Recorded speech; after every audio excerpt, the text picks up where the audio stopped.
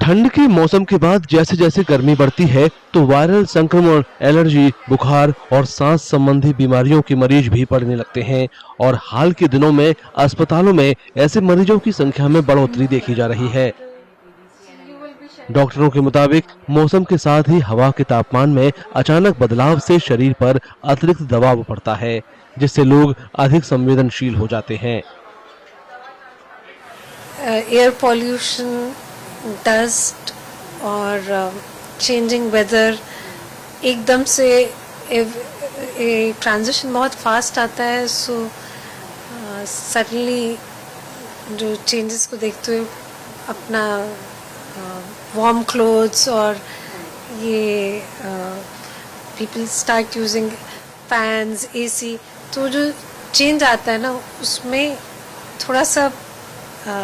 लोग वल्नरेबल हो जाते हैं, खासकर कुछ कैटेगरी ऑफ लोग जो कि एल्डरली पॉपुलेशन हो गए, जो जिनकी इम्यूनिटी लो है, लाइक डायबिटिक्स हो गए या जिनको चेस्ट वीक है फॉर एनी रीज़न, जैसे एस्थमेटिक्स हो गए, COPD हो गए, तो वो लोग इस कंडीशन में ज़्यादा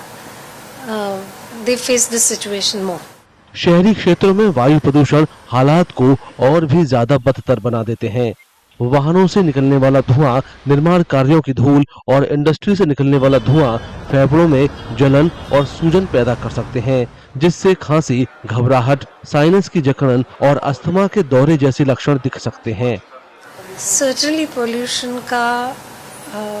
एलर्जेंस का, पोलन्स का बहुत कंट्रीब्यूशन है रेस्पिरेटरी इलनेस में। व्हीकल जब ज़्यादा होगा, स्मोक होगा, इंडस्ट्रियल यूज़, इन चीज़ों को कॉन्शियसली जितना कंट्रोल कर सकें, लाइक व्हीकल पूलिंग और यूजिंग पब्लिक ट्रांसपोर्ट और using electric cars, they can help reduce it. पर्यावरणविदों का कहना है कि सर्दियों के मौसम की तुलना में गर्मी के मौसम में प्रदूषण इतना ज्यादा नहीं दिखता है, इसलिए लोगों की बेफिक्री बीमारियों को दावत दे सकती है।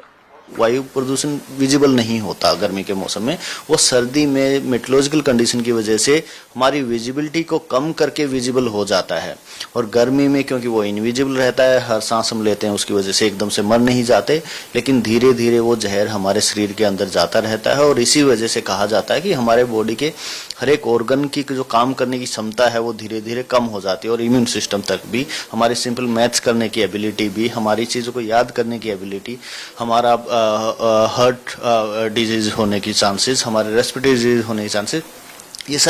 ये सब सिर्फ इसलिए बढ़ते हैं क्योंकि धीरे धीरे हम इस जहर को अपने शरीर के अंदर ले रहे हैं।